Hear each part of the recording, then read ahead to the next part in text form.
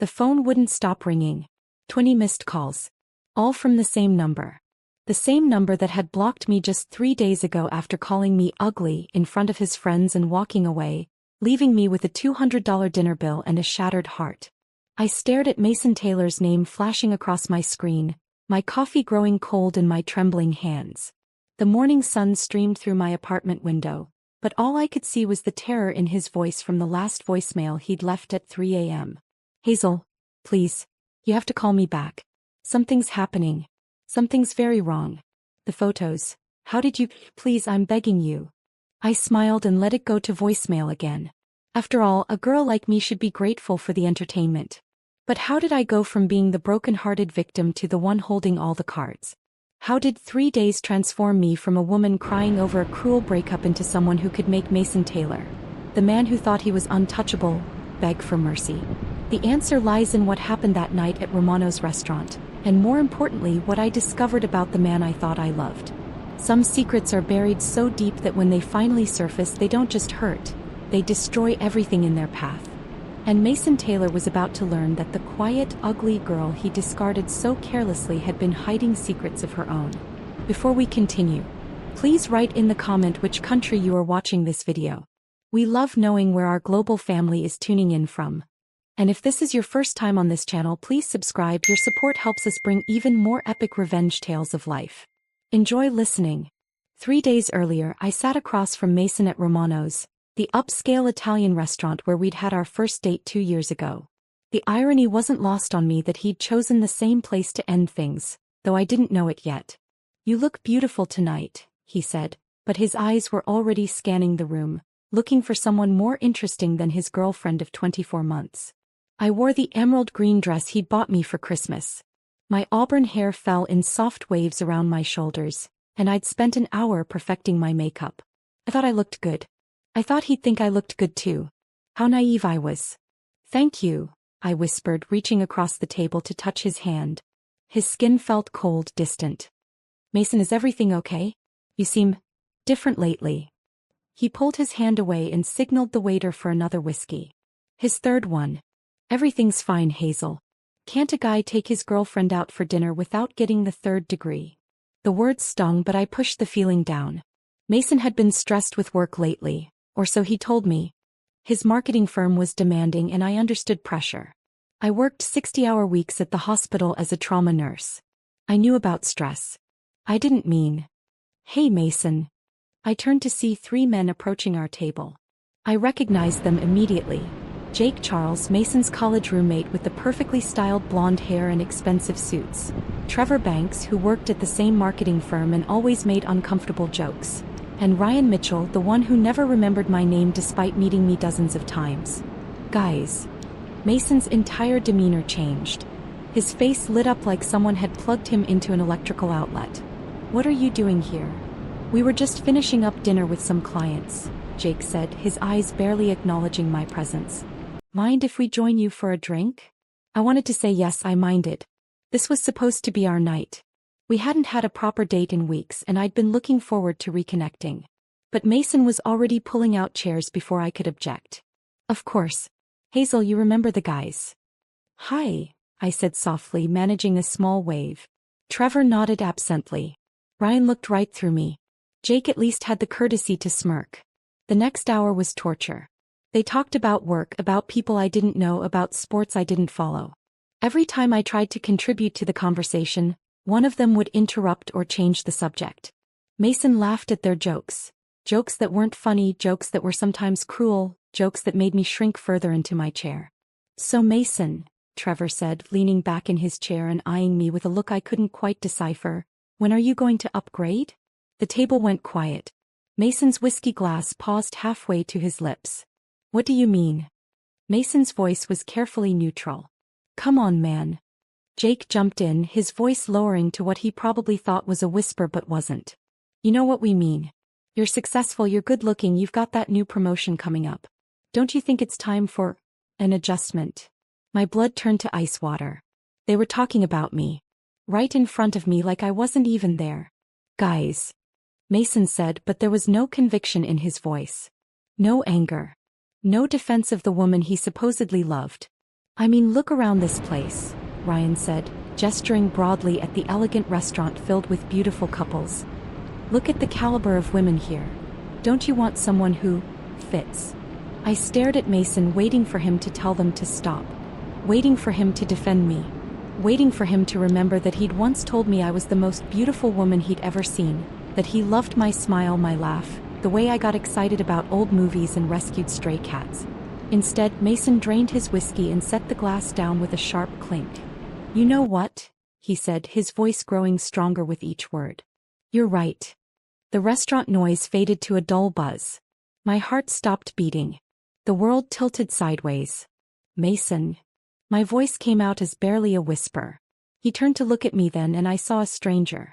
The warmth I'd fallen in love with was gone, replaced by something cold and calculating.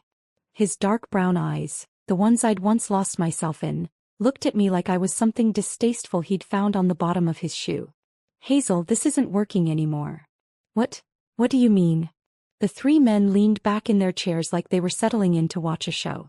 Jake actually smiled. I mean us. This. Mason gestured vaguely between us. I'm moving up in the world and I need someone who can move up with me. Someone who fits the image I'm trying to create. Image. I felt like I was drowning. Mason, I don't understand. What image? What are you talking about? Look, Hazel. He sighed like this conversation was tedious, like breaking up with me was just another item on his to-do list. You're a nice girl. You're adequate. But let's be honest here. The word adequate hit me like a physical blow. Let's be honest about what? Mason looked around the table at his friends, who were all nodding encouragingly. Drawing strength from their approval, he sat up straighter and looked me directly in the eyes. You're not pretty enough for where I'm going in life. The words hung in the air like smoke. I felt every person at nearby tables turn to look at us, felt their pity and curiosity burning into my skin. Mason, please don't do this, I whispered. Not here. Not like this. When would be a good time, Hazel? When would be the right time to tell you that you're just not enough? Trevor snorted. Damn dude. Harsh. But necessary, Jake added. Sometimes you have to be cruel to be kind. You want to know the truth? Mason continued, his voice getting louder. Other diners were definitely staring now. The truth is that I've been embarrassed to be seen with you for months. My colleagues ask me about my girlfriend and I make excuses not to bring you to company events because you don't fit. You don't belong in my world. Each word was a knife between my ribs. I gripped the edge of the table so hard my knuckles turned white. Mason, stop. Please. You work in a hospital dealing with blood and vomit all day. You drive a 10-year-old Honda. You shop at discount stores and think Olive Garden is fine dining. And you? He paused, looking me up and down with disgust. You're just not attractive enough to make any of that worth overlooking. Ryan whistled low. Jesus, Mason. What? She needs to hear this. She needs to understand reality. I felt tears threatening, but I refused to cry in front of them. I refused to give them that satisfaction. So that's it. I managed to ask. 2 years and that's it? 2 years too long, Mason said, standing up and pulling out his wallet. He threw a 20 on the table. That should cover my drinks. You can handle the rest, right? Consider it a farewell gift. The dinner bill was over $200. I was a trauma nurse, not a brain surgeon.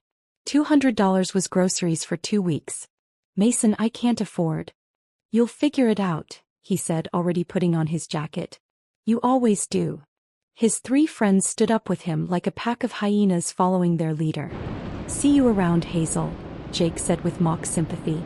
Maybe. They started walking toward the door, laughing and talking like they hadn't just destroyed a human being. Like they hadn't just taken 2 years of my life and thrown it in the garbage. But Mason wasn't done yet. As they reached the restaurant entrance, he turned back and raised his voice loud enough for half the restaurant to hear. A girl like you should be grateful I even dated you for as long as I did. The laughter that followed them out the door echoed in my ears like gunshots.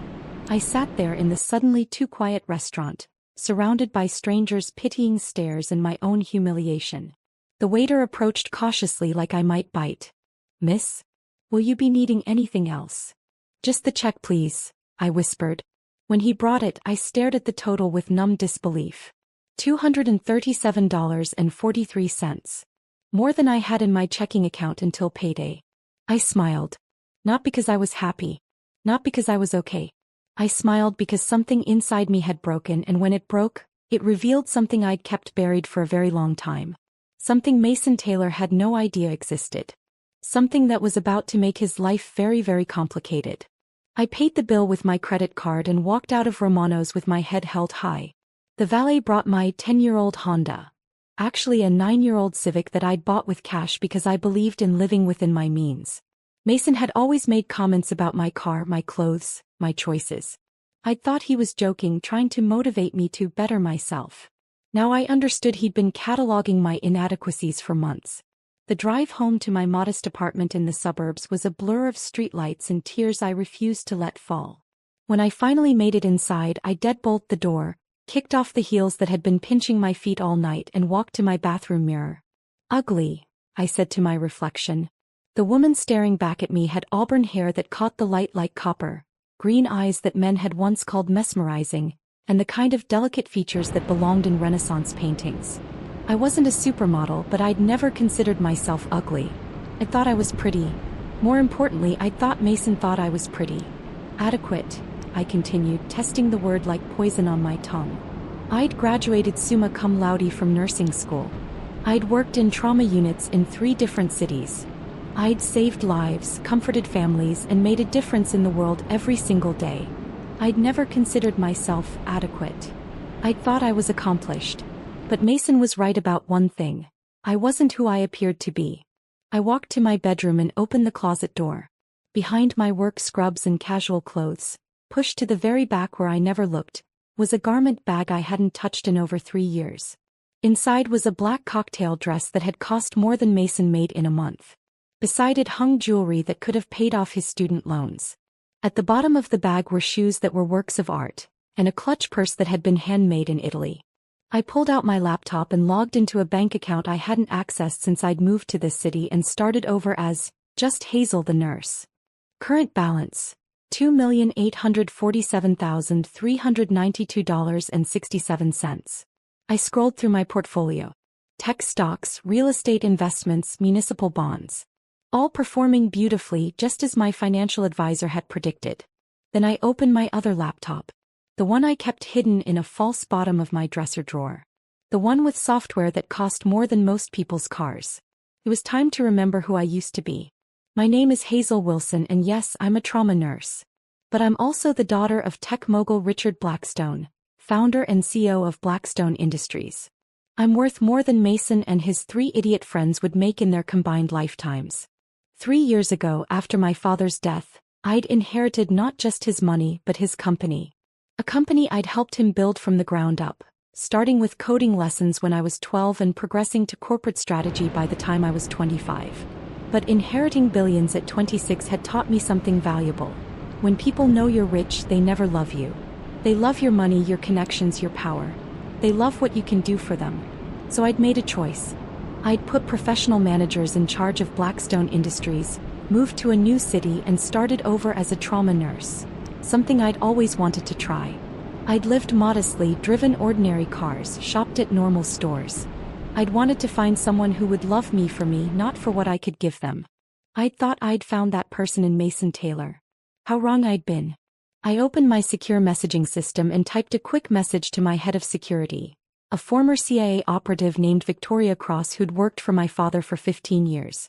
Vic, need a deep background check on Mason Taylor, DOB March 15, 1992, currently employed at Pinnacle Marketing Solutions. Also need full profiles on Jake Charles, Trevor Banks, and Ryan Mitchell. All associates of the target. Need everything: finances, relationships, secrets, weaknesses. Timeline: 48 hours. The response came back in less than 5 minutes. Understood. Anything I should know about the level of detail required? I smiled at my reflection in my laptop screen. Find everything, Vic, leave no stone unturned. They hurt someone I care about. Will do. Sorry to hear that. Do you need additional resources? Not yet. But keep the team on standby. I closed the laptop and walked back to my closet. Tomorrow I would go to work, smile at my patients, and pretend to be heartbroken Hazel Wilson, the dumped nurse who couldn't afford a fancy dinner. But tonight I had planning to do. Mason Taylor had made the mistake of thinking I was weak, ordinary, and beneath him. He'd humiliated me in public because he thought I had no power, no resources, no ability to fight back. He was about to learn that sometimes the quietest people are quiet for a very good reason. The next morning at the hospital, I went through my rounds like a ghost. I checked on Mrs. Rodriguez, who was recovering from a heart attack. I helped Dr. Thompson stabilize a car crash victim.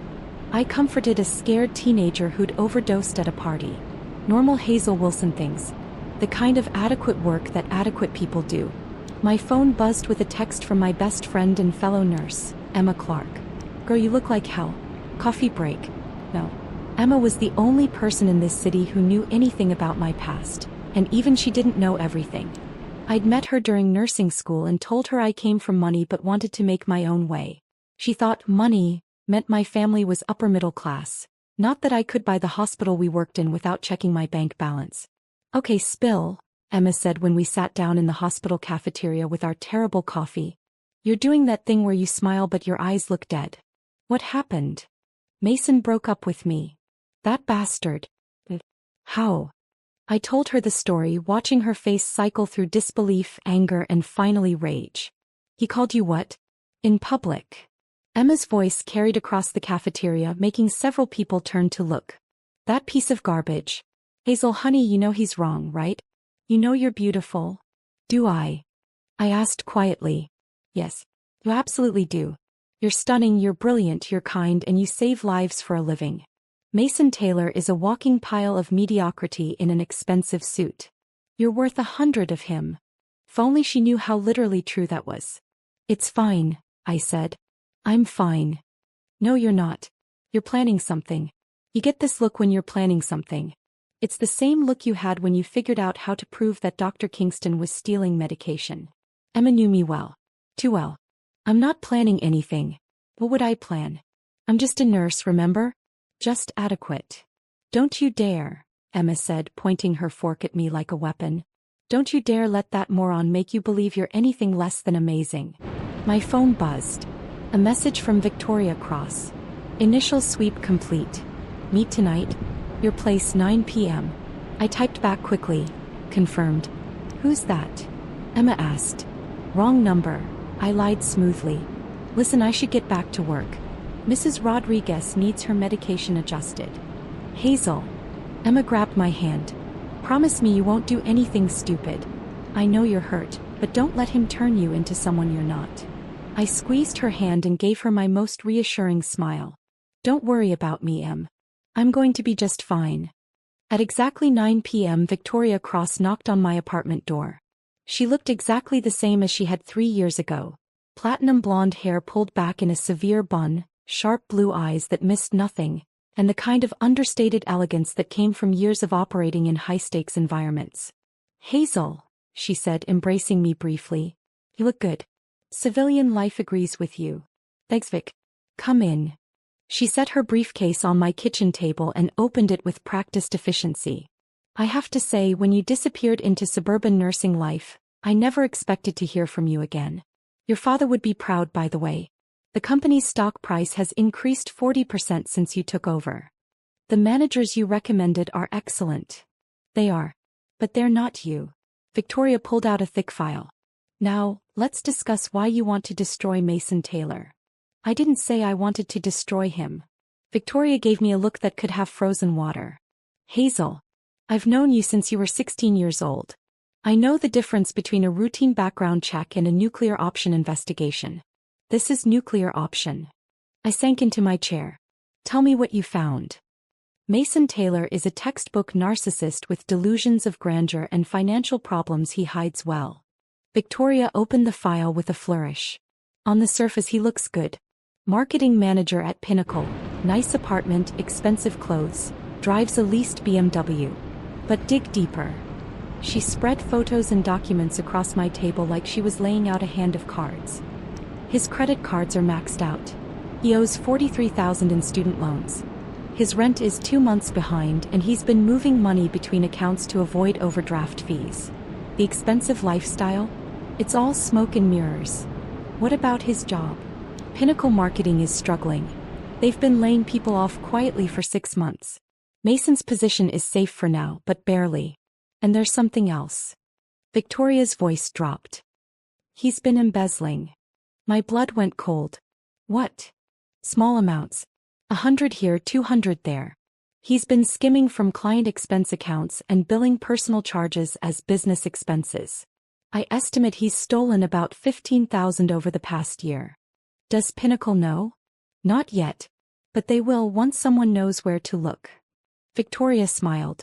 The question is, do you want them to find out sooner rather than later?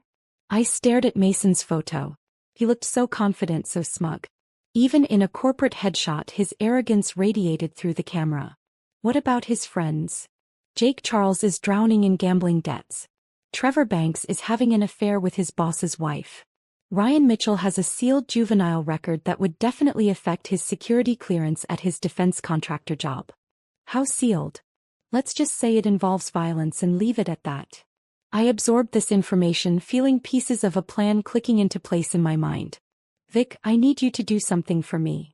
Name it. I want you to quietly tip off Pinnacle about Mason's embezzlement. But don't make it obvious. Make it look like routine accounting caught the discrepancies. Victoria nodded. Done. What else?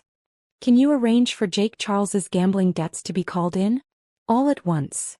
Easily. His primary creditor is someone we've done business with. And Trevor's affair? I can make sure his boss finds out. Anonymously, of course. And Ryan's record? Victoria's smile was sharp as a blade. Let me worry about that. I walked to my window and looked out at the quiet suburban street. 3 days ago, I'd been just another woman trying to find love in a complicated world. Now I was planning the systematic destruction of 4 men who thought they were untouchable. Are you sure about this? Victoria asked quietly. Once we start, there's no going back. These men will be ruined. I thought about Mason's voice carrying across Romano's restaurant. A girl like you should be grateful I even dated you. I thought about the laughter that followed. I thought about every woman who'd ever been made to feel small, inadequate, or less than by men who thought their cruelty was justified. They should have thought of that before they decided to humiliate someone they believed was powerless. Victoria began packing up her files. Consider it done. But Hazel, this is just the beginning. From what I found, Mason Taylor has made a lot of enemies. A lot of people would be very interested to learn about his financial situation and his creative accounting. After Victoria left, I sat in my quiet apartment and opened my laptop. I pulled up Mason's social media profiles, his LinkedIn, his company bio. In every photo he looked successful, confident, happy. By the time I was done with him, all of that would be gone. But I wasn't interested in just ruining his life. That would be too simple, too clean. I wanted him to understand exactly how it felt to be humiliated in public. I wanted him to know what it was like when the whole world could see your shame. I wanted him to beg. And then I wanted him to know exactly who had brought him down. My phone rang at 3 a.m. Mason's name flashed across the screen. I let it go to voicemail. The plan was just beginning. The first domino fell on Tuesday. I was restocking medical supplies in the trauma unit when Emma burst through the doors, her eyes wide with excitement. Hazel, did you see the news about that marketing company? Pinnacle something. My hands never paused in their work, but my heart rate spiked. What news? Embezzlement scandal. Apparently some manager was stealing from client accounts. They fired him and called the police. It's all over the local business news. I pulled out my phone and navigated to the local news website. There, in black and white, was the headline, Local Marketing Manager Arrested for Embezzlement. Mason's corporate headshot stared back at me from the screen. The accused, Mason Taylor, 30, allegedly stole approximately $15,000 from client expense accounts over the past year. Pinnacle Marketing Solutions discovered the discrepancies during a routine audit and immediately contacted authorities. Taylor was arrested at his workplace Tuesday morning. I had to bite my lip to keep from smiling. Wow, I said, keeping my voice carefully neutral. That's terrible. Isn't that your ex-boyfriend? Emma asked, peering at my phone screen. Yeah, it is. Holy shit, Hazel. I mean, I know he was a jerk, but I never thought he was a criminal. You never really know someone, I murmured. The second domino fell on Wednesday. Victoria sent me a text with a link to a local gossip blog. Prominent defense contractor employee loses security clearance after juvenile record surfaces. Ryan Mitchell's photo accompanied an article detailing how his sealed juvenile record for assault had somehow found its way to his employer's security office. Without his clearance, he couldn't do his job. Without his job, he couldn't afford his mortgage, his car payments, or his carefully cultivated lifestyle. The third domino fell on Thursday. Trevor Banks' affair made it into the society pages when his boss's wife threw a very public, very expensive vase at him in the middle of an upscale restaurant. The accompanying photo showed Trevor covered in water and white roses, his face a mask of shock and humiliation. His boss fired him the next day. But Jake Charles's downfall was my masterpiece. Victoria had arranged for all his gambling debts to be called in simultaneously on Friday morning. When Jake couldn't pay, his creditors made it clear that his kneecaps were on the line. Desperate, he did what desperate people do. He made terrible decisions. He tried to steal money from his own company. Unlike Mason, Jake was clumsy about it. He was caught within hours, and by Friday evening he was in jail alongside his former friend. By Saturday morning, Mason's entire circle had collapsed. That's when he started calling me. The first call came at 6 a.m. I was making coffee, humming quietly to myself when my phone rang. Hazel. Hazel, thank God you answered. Mason. I injected confusion into my voice. Why are you calling me? I thought you said. Look, I know what I said at the restaurant was wrong. I was drunk, I was showing off for the guys. I didn't mean it. You seemed pretty clear about what you meant. Please, Hazel.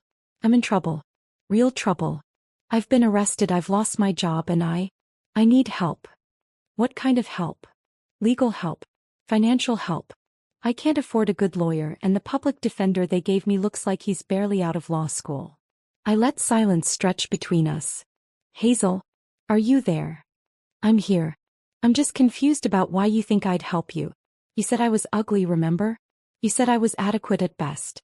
You said I should be grateful you dated me. I was wrong. I was completely wrong. You're beautiful, you're amazing, and I was an idiot to let you go. So you want me back? Yes. Yes, absolutely. We can work this out, we can. I hung up. He called back immediately. I let it go to voicemail. Hazel, please don't hang up on me. I love you. I know I have a shitty way of showing it, but I love you. Please call me back. The second call came 2 hours later. Hazel, something really weird is happening. It's not just me. Jake, Trevor, Ryan, we're all going through hell right now. Jake and I are both arrested, Trevor lost his job, Ryan lost his clearance. It's like someone is targeting us. Now that was interesting. That does sound strange, I said carefully. Right? I mean, what are the odds? All four of us having disasters in the same week. Pretty low, I'd imagine. Exactly. Look, I know this sounds crazy, but I think someone is messing with us. Someone with serious resources. Like who? I don't know. A competitor maybe? Or someone we pissed off. I can't think of anyone with that kind of power, but... He was getting closer to the truth than I'd expected. Mason was stupid, but he wasn't completely oblivious. Mason, I think you're being paranoid. Sometimes bad things just happen. All at once. To all of us. Come on, Hazel. You're smart. You see patterns at the hospital all the time. Doesn't this seem orchestrated to you? I think you're looking for someone to blame for your own bad choices. My bad choices? Hazel, I didn't choose to have someone discover my financial irregularities. I was careful. Very careful. Maybe not careful enough. There was a long pause.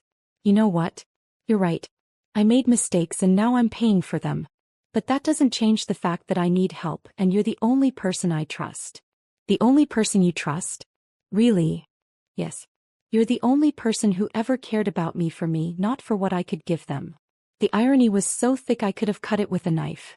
What exactly do you want from me, Mason? A loan. Just enough to hire a decent lawyer. I'll pay you back as soon as I get back on my feet. How much? $50,000. I almost laughed. $50,000. I made that much in investment interest every few days. Mason, I'm a trauma nurse. Where would I get $50,000? You could take out a loan or ask your family or... My family doesn't have that kind of money, and I can't qualify for a loan that big. Then what about a smaller amount? $20,000? $10,000? Anything would help. I pretended to consider this. I might be able to scrape together 5,000. But Mason, after what you said to me, after how you treated me, why should I help you? Because you're a good person. Because you save lives every day. Because somewhere deep down you still care about me. He was right about one thing, I still cared about him. I cared about watching him squirm. I need time to think about it. How much time? A few days. Hazel, I don't have a few days. My hearing is Monday. If I don't have a lawyer, then you'll have a public defender. Lots of people get by with public defenders. Lots of people go to prison with public defenders. Maybe you should have thought of that before you started stealing. The silence stretched so long I thought he'd hung up. Hazel, do you hate me? Such a simple question. Such a complicated answer. No, Mason. I don't hate you. It was the truth. Hate was too small an emotion for what I felt. Hate was what you felt for someone who'd hurt you but was still on your level. What I felt for Mason Taylor was something much more dangerous. I felt nothing. He was a problem to be solved, an equation to be balanced, a stain to be cleaned up. Thank you, he whispered. I'll call you tomorrow? Sure. After I hung up, I opened my laptop and transferred $5,000 from one of my investment accounts to my regular checking account. Not because I was going to give it to Mason, but because I wanted him to see exactly how much I was worth when the time came to reveal the truth. The third call came Sunday night and Mason sounded different. Desperate. Hazel, I've been thinking about what I said. About someone targeting us. Yeah. I think I know who it is. My blood turned to ice water. Who? Your family. What? Think about it. You told me your family had money, right? Not like rich but comfortable.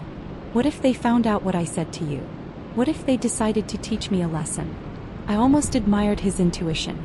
He was completely wrong about the details, but he'd grasped the essential truth. Someone with resources was systematically destroying his life. Mason, my family doesn't have the kind of money or connections to do something like this. Are you sure? I mean, really sure? Because the timing is too perfect. I break up with you in the most public, humiliating way possible, and then within a week my entire world falls apart. That's quite an ego you have there. You think my family cares enough about me to launch some kind of revenge plot? Don't they? The question hung in the air like a blade. Mason, you're being paranoid. My family barely has enough money to cover their own bills, much less hire private investigators or whatever you think they did. Then explain it. Explain how 4 successful guys all get destroyed in the same week. You weren't that successful, I said quietly. You just pretended to be. What's that supposed to mean? It means maybe the universe is just correcting an imbalance. Maybe you all got away with things for too long and now the bill is coming due. That's not how the world works, Hazel. Isn't it? The fourth call came Monday morning at 3 a.m. I was awake anyway, sitting in my living room with a cup of tea, watching the sunrise and thinking about justice. Hazel. Mason's voice was raw, broken. I'm sorry. I'm so fucking sorry. What happened? My hearing went badly. They're talking about 18 months in prison. 18 months, Hazel. And that's if I plead guilty. I'm sorry to hear that. Are you really sorry? Because sometimes I wonder if you're happy about this. I took a slow sip of my tea. Why would I be happy about this? Because of what I said to you. Because I hurt you. Mason, I'm not the kind of person who takes pleasure in other people's suffering. It was mostly true. I didn't take pleasure in suffering in general. Just his suffering. Just the suffering of men who thought they could crush other people without consequences. I know you're not. That's why I'm calling. That's why I need you to help me. I told you I need time to think about the loan. Not the loan. Something else. What? I need you to be a character witness. The request hit me like a physical blow. What? At my sentencing hearing. I need people to testify that I'm not a bad person, that I made mistakes but I don't deserve to go to prison. You knew me better than anyone. If you could just tell them about the good times we had, about how I was with you when we were alone. Mason. Please. I know I don't deserve your help.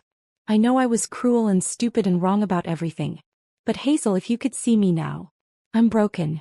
I'm completely broken. I could hear it in his voice. The arrogance was gone, the confidence was gone, the casual cruelty that had let him humiliate me in public was gone. All that was left was fear and desperation. It was the most beautiful sound I'd ever heard. "I'll think about it," I said. "Really? Really? Thank you. Thank you so much. Hazel, I promise you if you help me get through this, I'll spend the rest of my life making it up to you. I'll be the man you deserved from the beginning." After I hung up, I sat in my quiet apartment and smiled. Mason Taylor thought he was manipulating me. He thought he could use my kindness, my love, my forgiving nature to save himself from the consequences of his own actions. He had no idea that the kind, forgiving Hazel Wilson he'd fallen in love with had died in Romano's restaurant 3 weeks ago. In her place was someone much more interesting. Someone who understood that mercy was a luxury only the powerful could afford to give. And I was feeling anything but generous. The courthouse was exactly what I'd expected. Imposing gray stone, high ceilings, and the kind of institutional lighting that made everyone look guilty. I sat in the back row of the courtroom, wearing a simple navy dress and my most innocent expression. Mason sat at the defendant's table with his overworked public defender, looking like a man who'd aged 10 years in 3 weeks. His expensive suits were gone, replaced by an ill-fitting gray ensemble that screamed borrowed from a relative. His perfectly styled hair was disheveled and there were dark circles under his eyes. He looked, in other words, like a man who was finally facing reality. When the judge called for character witnesses, I stood up. "Your Honor, I'd like to speak on behalf of the defendant." Mason's head whipped around, and the relief that flooded his face was almost painful to watch. He mouthed thank you at me, his eyes bright with unshed tears.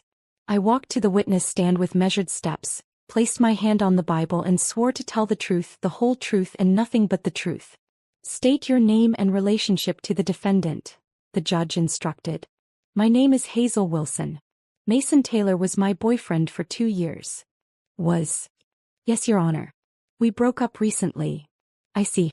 And despite this breakup, you're here to speak on his behalf." "I am. Please tell the court about your relationship with Mr. Taylor." I looked directly at Mason, who was watching me with desperate hope. "Your Honor, I met Mason 2 years ago and I thought I knew him well. He could be charming, funny, and attentive when he wanted to be. He took me to nice restaurants, bought me gifts, and told me he loved me." Mason nodded encouragingly. "However," I continued, "I also saw another side of Mason Taylor. A side that I think is relevant to these proceedings." The hope in Mason's eyes flickered. "What kind of side, Ms. Wilson?" "Mason has a problem with honesty, Your Honor. Not just in his professional life as we've seen with the embezzlement charges, but in his personal relationships as well." Mason's lawyer started to object, but I continued. "He lied to me constantly about his financial situation. He would take me to expensive restaurants and then claim he'd forgotten his wallet, leaving me to pay bills I couldn't afford.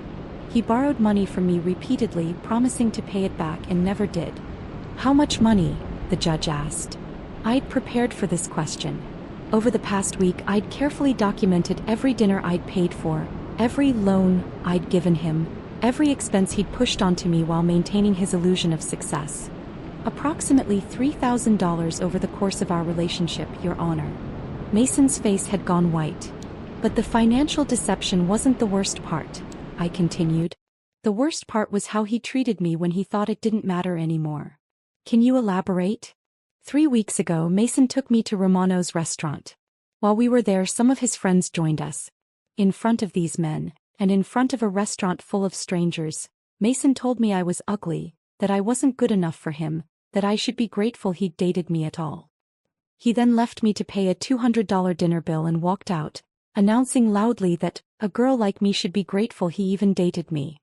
The courtroom was dead silent. "This happened 3 weeks ago?" "Yes, Your Honor." "And yet you're here today to speak on his behalf?" "I'm here today to tell the truth about Mason Taylor's character. The truth is that he's a man who believes rules don't apply to him, whether those rules involve taking money that doesn't belong to him or treating other people with basic human decency." Mason was staring at me like I'd grown a second head. "He called me after his arrest, begging for help. Not because he was sorry for how he'd treated me, but because he needed money for a lawyer. He asked me to loan him $50,000, money he knew I didn't have, and when I couldn't, he settled for asking for smaller amounts. Even now, even after everything he's done, Mason Taylor's primary concern is what other people can do for him." I turned to look directly at Mason. Your Honor, I don't believe Mason is evil. But I do believe he's selfish, manipulative, and completely unable to accept responsibility for his actions. The embezzlement charges don't surprise me at all. They're exactly the kind of thing someone would do if they believed the world owed them a lifestyle they hadn't earned. The judge was writing notes, nodding slowly. Is there anything else you'd like to add, Ms. Wilson? Just this, Your Honor. Mason asked me to come here today because he thought I still loved him and he thought love would make me lie for him. He thought I was weak and grateful and easily manipulated. He was wrong about all of those things, just like he was wrong when he thought he could steal money without getting caught. I stood up from the witness stand. Mason Taylor isn't a victim of circumstance. He's a man who made deliberate choices to lie, steal, and hurt other people. And now he's facing the consequences of those choices. In my opinion, those consequences are long overdue. The silence that followed my testimony was deafening. I walked back to my seat, feeling every eye in the courtroom on me. Mason's lawyer was frantically whispering in his ear, but Mason wasn't listening. He was staring at me like he was seeing me for the first time. When the judge announced a recess, Mason broke away from his lawyer and approached me in the hallway. "What the hell was that?" he demanded. "That was the truth." "The truth? Hazel, you just destroyed any chance I had of getting a light sentence." "Did I? I thought I was being a character witness." "I witnessed your character and I shared what I saw. You vindictive bitch. I can't believe I ever thought I loved you." I smiled. "There's the Mason I know. For a while there, with all the begging and crying, I thought prison had changed you already. You think this is funny? I think justice is beautiful." Mason grabbed my arm, his fingers digging into my skin. "You have no idea who you're messing with. Don't I?" Something in my voice made him loosen his grip. "You want to know something interesting, Mason? You were right when you said someone was targeting you and your friends. Someone with resources, someone with connections, someone who could orchestrate the kind of systematic destruction you've all experienced." His eyes widened. "You were just wrong about who it was." "What are you saying?" "I'm saying that adequate little Hazel Wilson, the ugly trauma nurse who should have been grateful for your attention, isn't quite what she appears to be." Mason's face cycled through confusion, fear, and finally, terrible understanding. "It was you. Of course it was me. But, how? You don't have that kind of money, that kind of power." "Don't I?" I pulled out my phone and showed him my banking app. The screen displayed a balance that made his embezzlement look like pocket change. "My name is Hazel Wilson," I said quietly. "But my maiden name was Blackstone. As in Blackstone Industries. As in the tech company worth about $12 billion. As in the inheritance I've been managing very successfully for the past 3 years while pretending to be a simple nurse." Mason's legs gave out. He slumped against the courthouse wall, staring at me like I was a ghost. You're rich. I'm wealthy beyond your comprehension, Mason. I could have bought your entire company without noticing the expense. I could have paid your legal fees with my daily investment returns. I could have made all your problems disappear with a single phone call. Then why didn't you? Because you called me ugly in front of a restaurant full of people and left me to pay for dinner. The simplicity of it seemed to break something in his brain. That's it? That's why you destroyed my life? Because I was mean to you at dinner. You humiliated me in public because you thought I was powerless. You were wrong. Hazel, please. If you have all that money, if you have all that power, you can fix this. You can make this go away. Please, I'm begging you. Why would I do that? Because you loved me once. Because somewhere inside, the woman who loved me is still there. I studied his face, taking in the desperation, the fear, the complete collapse of everything he'd thought he knew about the world. You're right, I said finally. The woman who loved you is still here. Hope flashed across his features. But she died in Romano's restaurant 3 weeks ago, when the man she trusted with her heart decided to destroy her in front of strangers for the entertainment of his friends. Hazel, the woman standing in front of you now is someone else entirely.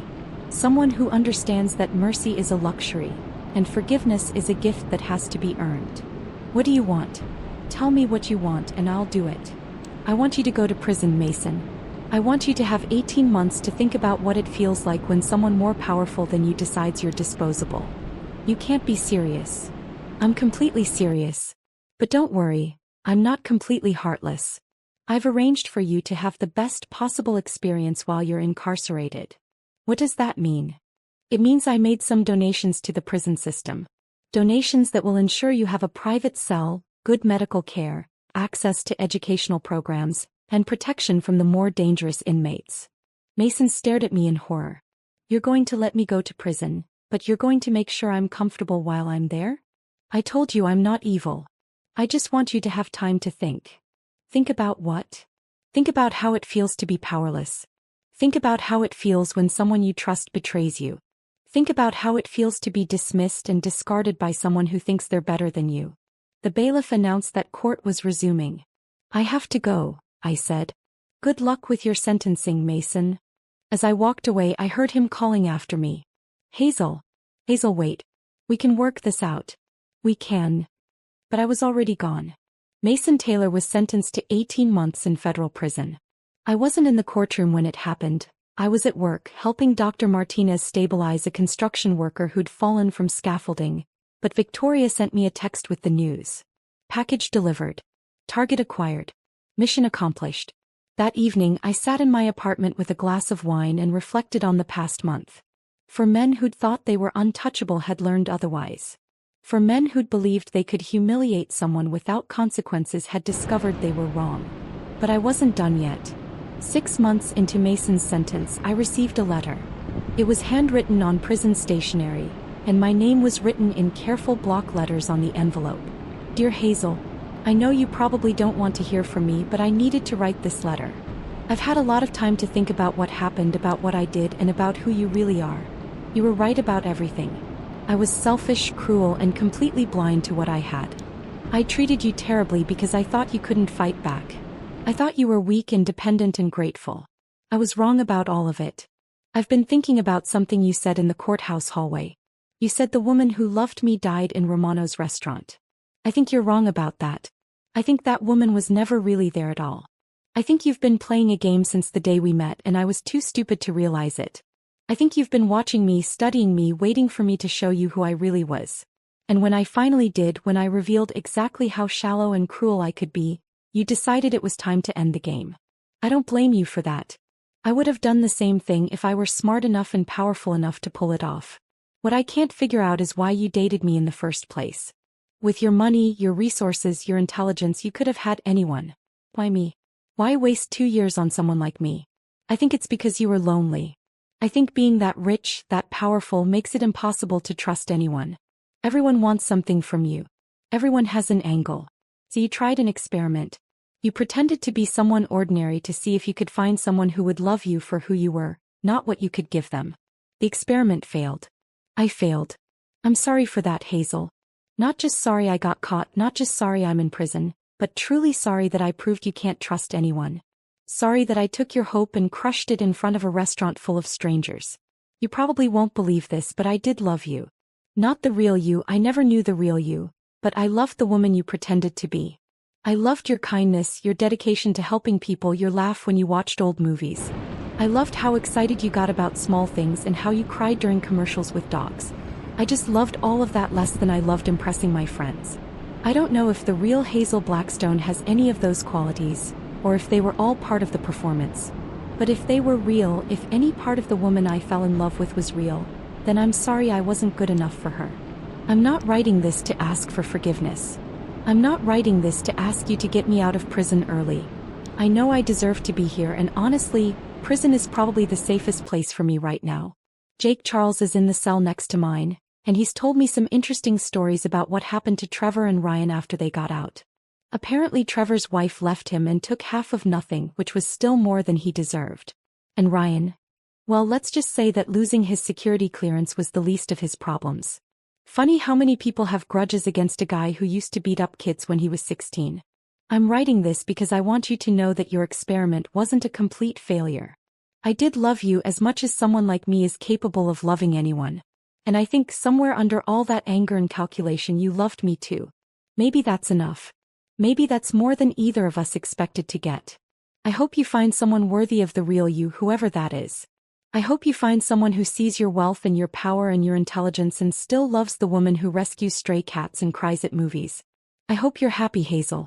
You deserve happiness more than anyone I've ever known. Mason. Thank you for the private cell and the protection. You didn't have to do that. The fact that you did tells me that the kind woman I fell in love with was real, at least partly. That means something to me. I read the letter 3 times, then walked to my kitchen and poured myself another glass of wine. Mason Taylor was more perceptive than I'd given him credit for. He'd understood things about me that I'd barely understood myself. He was right about the experiment. I had been testing him, testing all of them, to see if genuine love was possible when money and power were removed from the equation. He was right about the loneliness too. When you can buy anything, when you can solve any problem with a phone call, when people's entire demeanor changes once they learn your net worth, it becomes impossible to know who actually cares about you. But he was wrong about one thing. The woman he'd fallen in love with wasn't a performance. She was real. She'd been real when she'd nursed him through the flu, real when she'd laughed at his terrible jokes, real when she'd fallen asleep in his arms watching old movies. She'd been real right up until the moment he'd called her ugly in front of a restaurant full of strangers. Now she was gone, and in her place was someone harder, smarter, and infinitely more dangerous. I walked to my laptop and opened my secure messaging system. Victoria, I need you to arrange something for me. What do you need? Mason Taylor's sentence. I want it reduced to time served. There was a long pause before Victoria responded. Are you sure about that? He's only been in 6 months. You went to a lot of trouble to put him there. I'm sure. Can you make it happen? Of course. Any particular reason? He passed the test. What test? The final exam. I don't understand. I stared at Mason's letter, at his careful handwriting, at words that had cost him something to write. He figured out who I really am, Victoria. Not just the money, not just the power, but the person underneath. And he's genuinely sorry for what he did, not because he got caught, but because he hurt someone he loved. So you're going to forgive him? No. I'm going to free him. There's a difference. Hazel. Make the arrangements. Vic Mason Taylor has learned his lesson. I was restocking medical supplies in the trauma unit when Emma burst through the doors with a familiar look of excitement. Hazel. Guess who I saw at the coffee shop this morning? I didn't have to guess. I'd been expecting this conversation for weeks. Mason Taylor. Emma's face fell. How did you know? Lucky guess. How did he look? Honestly, terrible. I mean, not terrible, but different. Older. Sadder. He asked about you. What did you tell him? I told him you were doing great, that you'd been promoted to head trauma nurse, and that you were dating someone new. 2 out of 3 were true. I had been promoted and I was doing great. The dating part was a fiction I'd asked Emma to maintain. What did he say? He said he was glad you were happy. And then he asked me to give you something. Emma pulled an envelope from her pocket. My name was written across it in the same careful block letters I remembered from his prison letter. Did he say anything else? He said to tell you that he understood why you did what you did, and that he hoped someday you might forgive him enough to read what he wrote. I took the envelope but didn't open it. Emma, what do you think I should do? About Mason? Honestly, Hazel, I think you should stay as far away from him as possible. I don't care how sorry he is or how much prison changed him. What he did to you was unforgivable. And if he really has changed, then good for him. He can go change for someone else. That evening, I sat in my apartment with the envelope in my hands. Outside my window, the suburban street was quiet, peaceful, normal. Inside, I was anything but. Finally, I opened it. Hazel, I'm not supposed to contact you. I'm sure you could have me arrested for harassment, and honestly, I wouldn't blame you. But there are things I need to say, and I'm hoping you'll give me the chance to say them. I know what you did. I know you arranged for my early release, just like I know you arranged for my comfortable stay in prison. I know because the same lawyer who told me about my sentence reduction also told me that an anonymous benefactor had been covering his fees. Anonymous benefactor. Right. I want you to know that I don't expect anything from you. I'm not writing this to ask for a second chance or to beg for forgiveness or to try to win you back. I know that ship sailed a long time ago and it's not coming back to shore. I'm writing this to say thank you. Thank you for showing me who I really was. Thank you for holding up a mirror and forcing me to look at the ugly, selfish, cruel person I'd become. Thank you for teaching me that actions have consequences, even for people who think they're too smart or too charming to get caught. Most of all, thank you for showing me mercy when you had every reason not to. I spent 6 months in prison thinking about what you said in the courthouse. You said the woman who loved me died in Romano's restaurant. Maybe that's true. But if she's gone, I'm the one who killed her and I have to live with that for the rest of my life. I'm different now, Hazel. Prison changes you, but more than that, understanding what I lost changes you. I know I can't prove that to you with a letter, and I'm not asking for the chance to prove it in person. I'm just telling you because I think you deserve to know. I'm working at a nonprofit now, helping people who are struggling with debt and financial problems. It doesn't pay much, but it feels good to use my marketing skills to help people instead of taking advantage of them. It feels good to wake up in the morning knowing I'm going to make someone's life better instead of worse. I'm also going to therapy twice a week. Dr. Rodriguez says I have narcissistic tendencies and an unhealthy need for external validation. She says it's going to take years of work to unlearn the patterns I've spent my whole life developing. I'm willing to do the work. I know none of this matters to you. I know you've moved on with your life, found someone who deserves the amazing woman you are. But I needed you to know that your experiment wasn't a complete failure. You wanted to find out if someone could love the real you. The answer is yes. I did love you, Hazel. Not perfectly, not unselfishly, but genuinely. The problem wasn't that you're unlovable. The problem was that I wasn't worthy of loving you. Maybe someday I will be. Not for you, I know that chance is gone, but for someone else. Someone who won't make the mistakes I made. Thank you for everything, Hazel. Thank you for loving me when I didn't deserve it, thank you for punishing me when I needed it, and thank you for freeing me when I'd learned from it. I hope your life is everything you want it to be. Mason. I set the letter down and walked to my window. The street was still quiet, still peaceful, still normal. But something had changed inside me. For the first time in almost a year I felt lighter. Like a weight I'd been carrying had finally been lifted. Mason Taylor had hurt me, humiliated me, and betrayed me. But he'd also learned from it, grown from it, and become a better person because of it. Maybe that was enough. Maybe that was more than I'd expected when this whole thing started. I picked up my phone and typed a text message. Mason, I got your letter. I'm proud of the work you're doing and I'm glad you're getting help. You're right that we can't go back, but I want you to know that I forgive you. Not for your sake but for mine. Carrying anger is exhausting and I'm tired of being angry. Be well. Hazel.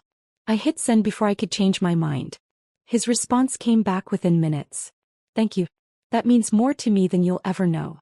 I deleted his number from my phone, then walked to my closet and pulled out the garment bag I hadn't touched in over a year. Inside were the expensive clothes, the designer jewelry, the symbols of a life I'd left behind when I decided to play at being normal. But I wasn't normal. I never had been. I was Hazel Blackstone, daughter of a tech mogul, heir to a billion-dollar fortune, and one of the most powerful women in the country. It was time to stop pretending to be someone else. It was time to go home. The next Monday, I walked into my supervisor's office and submitted my resignation from the hospital. I told her I'd been offered an opportunity one couldn't turn down, which was true. I'd been offered the opportunity to stop hiding from who I really was. Emma cried when I told her I was leaving. "Where are you going?" she asked. "Back to where I came from." "Will I see you again?" "Of course. You're one of the few people who liked me when you thought I was nobody special. That makes you rarer than diamonds." "You were never nobody special, Hazel. You saved lives every day." "I know.